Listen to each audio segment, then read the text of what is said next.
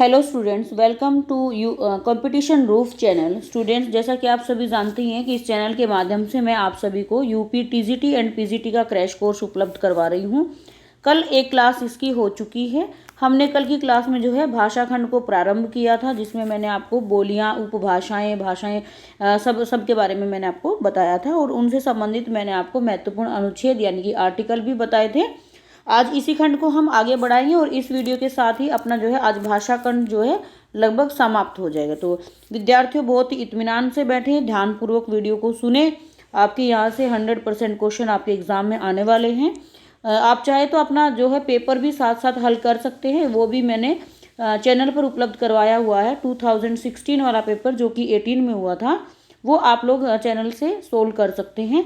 उसके माध्यम से आपको पता चलता रहेगा कि किस प्रकार से पेपर आता है और मैं आपको जो वीडियो उपलब्ध करवा रही हूँ वो आपके लिए कितना लाभदायक हो सकती हैं। ठीक है, तो भाषा खंड को हम आगे बढ़ाते हैं। भाषा खंड में देखो, भाषाओं को जो है 3 वर्गों में बांटा गया है: प्राचीन भारतीय आर्य भाषा काल, मध्य भारतीय आर्य भाषा काल और आधुनिक भारतीय आर्य भाषा काल।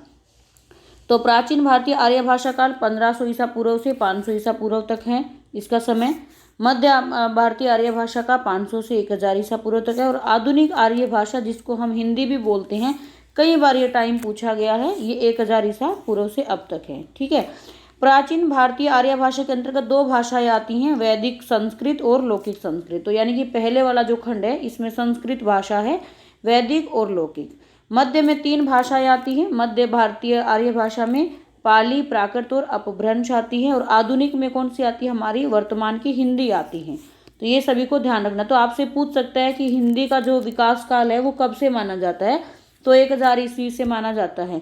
लेकिन आपसे अगर पाली प्राकृत का पूछेगा तो 500 ईसा से 1000, और यदि आपसे संस्कृत का पूछेगा तो 1500 से 500 ईसा पूर्व के बीच का आप टाइम बताएंगे। ठीक है, चलिए। कभी कभी क्या होता है, क्रम लगाने को आ जाता है कि किन किन भाषाओं का जो विकास क्रम है वो आप बताइए। तो सबसे पहले, जैसे कि मैंने ऊपर डिवाइड कर ही दिया, सबसे पहले वैदिक संस्कृत, फिर लौकिक संस्कृत, फिर मध्य आर्य भाषा जो है, यानी कि मध्य काल की जो भाषाएं हैं वो पाली है, प्राकृत है, अपभ्रंश है, और वर्तमान की जो हिंदी है वो कैसी है? खड़ी बोली है। तो विद्यार्थियों देखिए, आपको मैं बताऊं, इनका जो साहित्य है वो आपके पीजीटी एग्जाम में आता है। तो संस्कृत साहित्य की वीडियो मैंने चैनल पर दी हुई है, आप वहां से देख सकते हो। रही बात पाली, प्राकृत और अपभ्रंश की, अपभ्रंश से भी कोई ना कोई 1 या 2 क्वेश्चन रहता है। और हिंदी तो आपका वर्तमान चल ही रहा है, ये तो आपको पूरा पढ़ना ही है। पाली और प्राकृत में क्या है, बहुत ज़्यादा रचनाएं नहीं है, जो थोड़ी बहुत रचनाएं हैं वो आपको कर लेनी है। ठीक है, तो हम इसका एक अपने दिमाग में माइंड मैप करेंगे कि हमें किन चीज़ों पर ज़्यादा फोकस करना है, किन की रचनाएं हमारे एग्जाम में ज़्यादा आती है। तो इसमें जो ज़्यादा आने वाली है वो अपभ्रंश और हिंदी से ज़्यादा रचनाएं पूछी जाती है। तो मैं आपको अपभ्रंश से ही प्रारंभ करवाऊंगी, आप यदि कहेंगे तो पाली प्राकृत के दे दूंगी। तो देखिए, अपभ्रंश में रचित जो रचनाएं हैं, यहाँ पर राइटर का नाम दिया गया, यहाँ पर कृतिकार का नाम दिया, यहाँ पे कृति का नाम दिया गया, यानी कि ये उनकी बुक है, ये उनके रचनाकार हैं। तो श्रावकाचार किसकी है? देवेसन की है। पमचर्यु कई बार एग्जाम में पूछी, पमचर्यु, रिट्ठोमणिचर्यु दोनों ही स्वयंभू की है, और स्वयंभू छंद इनके नाम से इन्होंने लिखी है।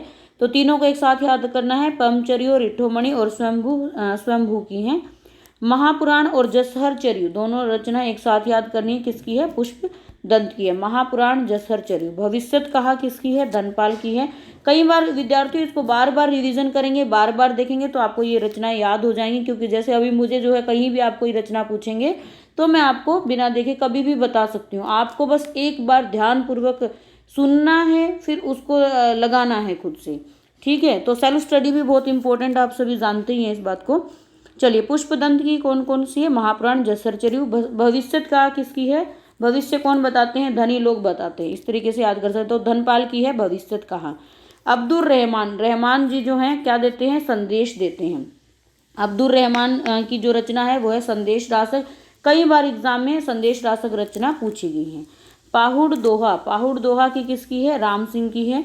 तो राम सिंह ने क्या, पहाड़ पर जाकर एक दोहा लिख दिया था। जोइंदी की 2 रचनाएं हैं, परमात्मा प्रकाश और योगसार जोइंदी को है। देखो, ये जो योगसार रचना है, डीएसएसबी 2018 के एग्जाम में इस प्रश्न को पूछा गया था। तो हिंदी के एग्जाम जो है कहीं से इधर उधर से क्वेश्चन रिपीट हो जाते हैं। शब्द अनुशासन यूपी पीजीटी के एग्जाम में कई बार पूछा गया है, आप चाहे तो पेपर उठा के देख सकते हैं। हेम जो चंद्र जी हैं बड़े ही अनुशासन में रहने वाले थे, शब्दों का जो अनुशासन है वो उनके जीवन में बहुत ज़्यादा था।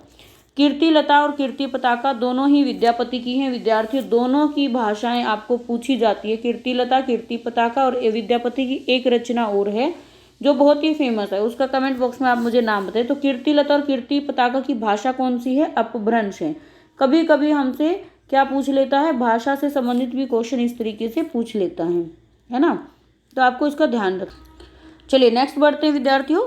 मैं सुपर फास्ट आपको रिवीजन करवा रही हूँ, काफ़ी कुछ रचनाएं जो आपके एग्जाम में यहाँ से कोई ना कोई डेफिनेटली पूछी जाएगी, इस पर्पज़ से हम जल्दी जल्दी से चीज़ों को रिवाइज कर रहे हैं।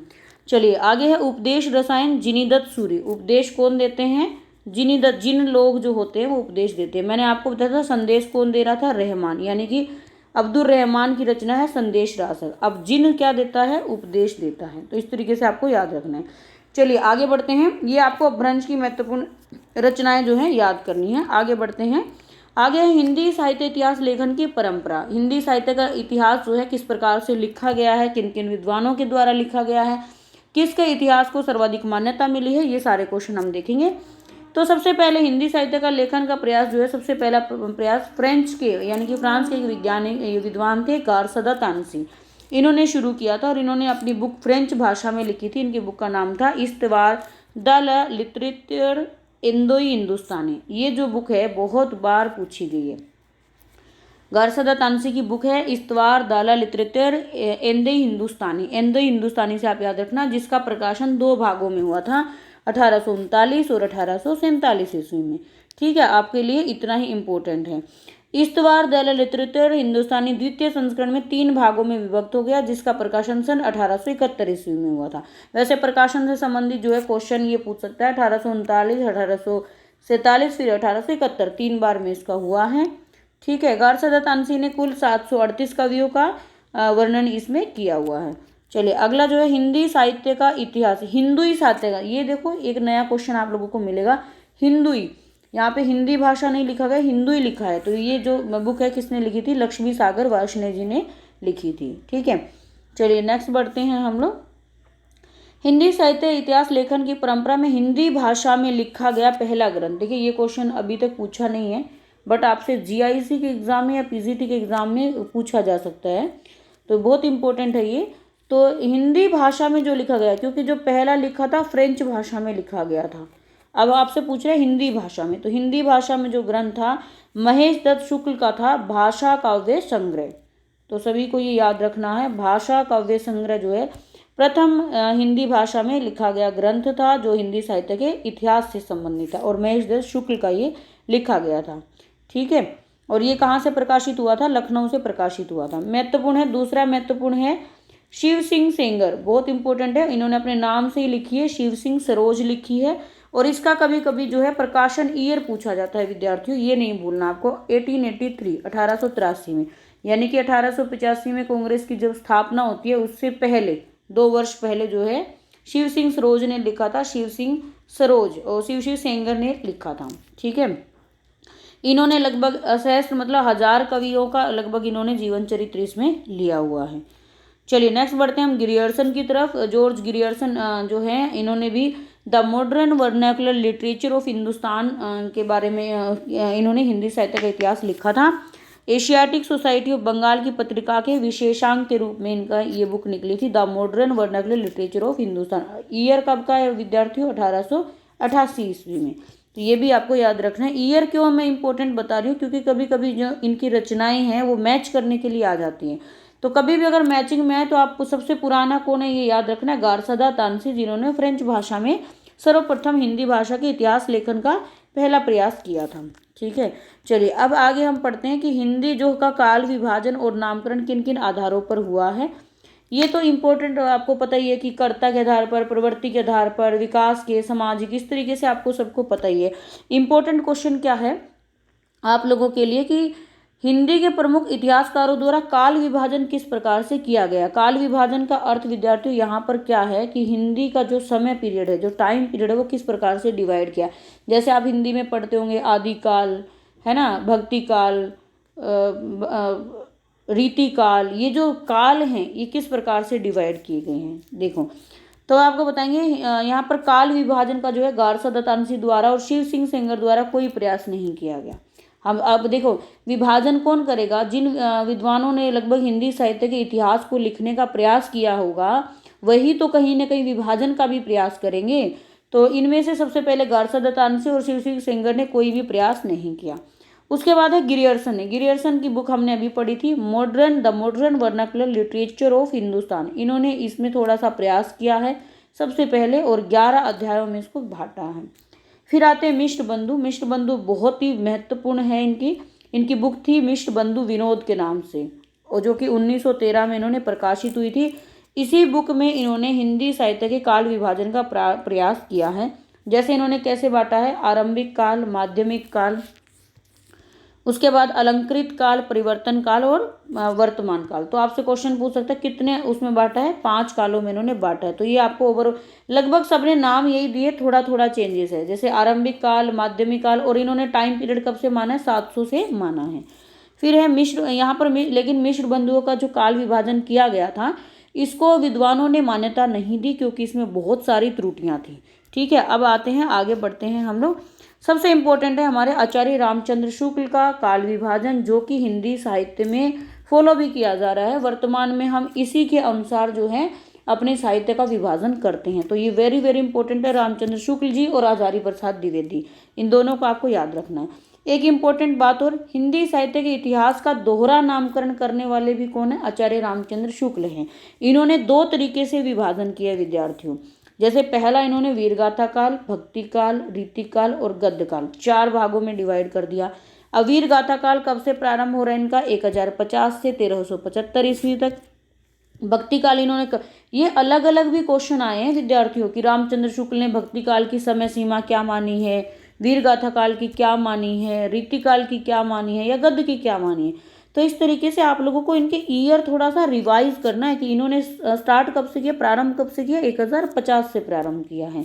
अब हमने जैसे मिश्र बंधुओं का देखा था, तो मिश्र बंधुओं ने 700 से प्रारंभ किया था, है ना, तो 700 से उन्होंने प्रारंभ किया था, तो यहाँ से उनको मान्यता नहीं मिली। लेकिन रामचंद्र शुक्ल जी ने 1050 से प्रारंभ किया है और 1050 से 1375 तक वीरगाथा काल, इसी को हम बोलते हैं आदिकाल। ठीक है, इसको हम आदिकाल भी बोलते हैं। इन्होंने वीरगाथा काल नाम क्यों दिया आदिकाल को, क्योंकि इसमें ज़्यादातर जो रचनाएं हैं वो वीर रस से संबंधित परिपूर्ण रचनाएं हैं, इसलिए इनका नाम इन्होंने वीरगाथा काल भी रख दिया था। भक्ति काल का टाइम पीरियड 1375 से 1700 के बीच में, विक्रम रीति काल 1700 से 1900 और गद्य काल 1900 से 1984 के बीच में। अब दोहरा नामकरण देख लेते हैं इनका। आदिकाल मैंने वही बताया, वीरगाथा काल भी बोलते हैं, पूर्व मध्यकाल, उत्तर मध्यकाल और आधुनिक काल। तो ये आपको भूलना नहीं है, बहुत ही इंपॉर्टेंट है इनका।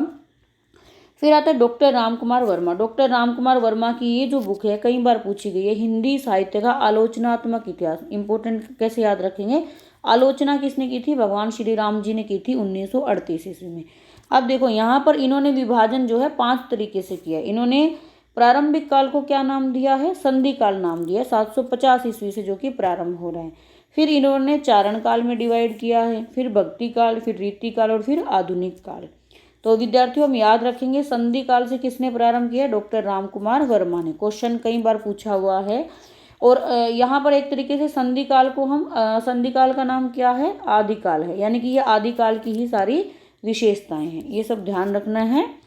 चलिए आगे एक और बच्चा हमारे डॉक्टर गणपति चंद्र गुप्त, इन्होंने भी काल विभाजन किया। इनकी बुक है हिंदी साहित्य का वैज्ञानिक इतिहास। इंपॉर्टेंट है, ये बुक पूछी जा चुकी है, हिंदी साहित्य का वैज्ञानिक इतिहास। तो आपसे अगर पूछे हिंदी साहित्य का वैज्ञानिक, भगवान गणपति जी ने जो है सद्बुद्धि दी थी, तब जाके हिंदी साहित्य का वैज्ञानिक इतिहास लिखा जा चुका था 1965 ईस्वी में। इन्होंने पूरे के पूरे हिंदी साहित्य को 3 भागों में केवल बांटा है, प्रारंभिक काल, मध्यकाल। मध्यकाल को 2 भागों में बांट दिया, पूर्व मध्यकाल और उत्तर मध्यकाल। पूर्व मध्यकाल मतलब भक्ति काल और उत्तर मध्यकाल मतलब रीति काल, और उसके बाद है आधुनिक काल। तो इन्होंने केवल 3 भागों में ही अपना बांट दिया है, इस चीज़ को आपको ध्यान रखना। फिर हम देखते हैं कि हिंदी साहित्य का जो आदिकाल है, ठीक है, उस आदिकाल का नाम जो है सारे विद्वानों के द्वारा अलग अलग दिया गया है। क्योंकि उसमें क्या क्यों दिया गया है, हमने बाकी किसी में भी विरोध नहीं है, जैसे भक्ति काल में कोई विरोध नहीं है, आप आधुनिक काल में कोई विरोध नहीं है, लेकिन आदिकाल को नाम को लेकर बहुत सारे विवाद उत्पन्न हो गए, क्योंकि इसमें हमें क्या मिलते हैं, इस आदिकाल के साहित्य में बहुत अधिक विविधता हमें देखने को मिलती है। तो इन विविधताओं के आधार पर अनेक विद्वानों ने क्या कर दिया, अलग अलग नाम इनके दे दिए। तो आपको सबके नाम याद होने चाहिए। सबसे पहले डॉक्टर ग्रियर्सन ने प्रारंभिक काल को क्या बोला है, चारण काल भी बोला है। मिश्र बंधुओं ने प्रारंभिक काल बोला है। डॉक्टर गणपति चंद्रगुप्त का मैंने अभी आपको ऊपर बताया था प्रारंभिक काल। तो प्रारंभिक काल दो लोगों ने बोला है, मिश्र बंधु और डॉक्टर गणपति चंद्रगुप्त ने। आचार्य रामचंद्र शुक्ल ने मैंने आपको बताया ही है, वीरगाथा काल बोला है। राहुल सांक्रातन जी ने क्या बोला है, सिद्ध सामंत काल। तो राहुल जो होते हैं वो सिद्ध करके छोड़ते हैं, सांक्रातन जो होते हैं वो सिद्ध कर देते हैं किसी बात को। महावीर प्रसाद द्विवेदी ने क्या नाम दिया है, बीजोपन काल इसका नाम दिया। कई बार एग्जाम में पूछा हुआ है। तो बीज जो उत्पन्न हुए थे वो महावीर के प्रसाद से उत्पन्न हुए थे, ये ऐसे याद करें। वीर काल, देखिए विद्यार्थियों ये क्वेश्चन जो है मेरा खुद का गलत हो गया था एक्चुअली, क्योंकि मैंने वीर गाथा काल को अच्छे से याद किया। वीर गाथा काल किसने बोला था, वीर गाथा काल आचार्य रामचंद्र शुक्ल ने बोला था, लेकिन पेपर में पूछा था वीर काल। और हम क्या होते हैं, ज़्यादा ओवर कॉन्फिडेंट हो जाते हैं, जल्दबाजी करते हैं, क्वेश्चन को ध्यान से नहीं पढ़ते। दोनों क्वेश्चन को ध्यान से पढ़िए। यहाँ पर है वीर गाथा काल, यहाँ पर है वीर काल। तो वीर गाथा काल आएगा तो आचार्य रामचंद्र शुक्ल, और वीर काल आएगा तो विश्वनाथ प्रसाद। तो वीर से वीर काल मतलब विश्वनाथ, ठीक है। तो ये दोनों आपको याद रखने हैं। आदिकाल जो नाम हम पढ़ रहे हैं वर्तमान में, और यही नाम को सर्वाधिक मान्यता भी मिली है, आदिकाल नाम किसने दिया था, डॉक्टर हजारी प्रसाद द्विवेदी ने। ये आपको भूलना बिल्कुल भी नहीं है। देखिए विद्यार्थियों, यहाँ से कोई ना कोई एक क्वेश्चन 101% रहता, तो आपका यहाँ से क्वेश्चन रॉन्ग नहीं होना चाहिए। डॉक्टर रामकुमार वर्मा ने चारण काल या संधि काल मैंने आपको बताया ही था, और इन्होंने कब से स्टार्ट किया था, 750 ईस्वी से। तो विद्यार्थियों, कल की वीडियो में हम जो है आदिकाल की विशेषताएं पढ़ेंगे, आदिकाल की महत्वपूर्ण रचनाएं, रासो साहित्य, ठीक है। तो बने रहिए आप हमारी वीडियो के साथ, चैनल के साथ। चैनल पर पहली बार आए तो चैनल को सब्सक्राइब करना ना भूलें। आपके लिए थोड़ी भी यदि वीडियो हेल्पफुल है तो आप वीडियो को विद्यार्थियों तक पहुंचाने का कम से कम कष्ट करें। आप विद्यार्थियों को वीडियो ज़्यादा से ज़्यादा शेयर कर दो विद्यार्थियों, और वीडियो को लगातार से फॉलो करते रहिए आप लोग। और अपनी जो है इस बार का यूपी का जो एग्ज़ाम है, बहुत अच्छी सीटें हैं, बहुत अच्छी आपके सामने अपॉर्चुनिटीज़ हैं, क्योंकि यूपी आपके सामने देखो, अभी आप लोगों ने DSSB PGT दिया होगा, है ना। PGT के बाद अभी TGT की भी डेट आ गई है। TGT के बाद यूपी PGT आपके सामने है, TGT आपके सामने। कम से कम आप लोगों के सामने विद्यार्थियों 4 एग्ज़ाम हैं, है ना। तो इन चारों में यदि आपकी तैयारी आप बेटर करते हो तो चारों में से कहीं ना कहीं आपका सिलेक्शन 100% हो जाएगा। तो इसलिए अपनी तैयारी को बेहतर करते रहिए, सेल्फ स्टडी पर भी ध्यान दीजिए, साथ में मेरी वीडियोस को फॉलो कीजिए। मैंने DSSB का भी एक क्रैश कोर्स दिया हुआ है, आप पीछे से उसको शुरू कर सकते हैं। उसमें मैंने आलोचना ग्रंथ करवा दिए हैं, ठीक है, साहित्य अवार्ड करवा दिए हैं, उसमें मैंने रिपोर्टाज करवा दिए। तो उन वीडियो को भी आप देख सकते हो, क्योंकि ये मैंने प्रारंभ से शुरू किया और वो अंतिम हिस्सा है। तो आपकी तैयारी वहाँ से भी आपकी होती रहेगी। मिलते हैं विद्यार्थियों अगली वीडियो में। तब तक के लिए आप अपनी तैयारी जोरों शोरों से करते रहिए, अपने सिलेक्शन के लिए अपने कदम बढ़ाते रहिए। तब तक के लिए जय हिंद, वंदे मातरम।